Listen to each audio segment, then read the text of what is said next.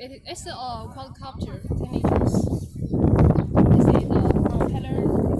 It's foldable like this, and this is the motor and the nozzles.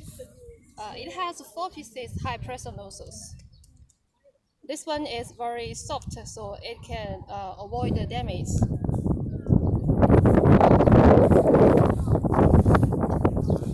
And this is the folding joint. The joint can be folded like this.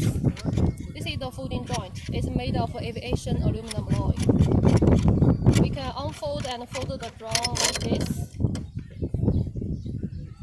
this. So it's very easy. And this is the water tank.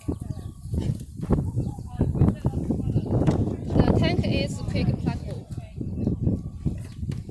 It's a little tight. Okay. It's quick pluggable. And this is the remote controller. It has a screen.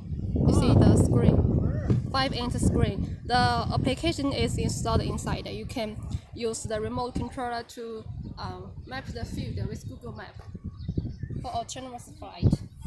This is the battery. It's also quick plug.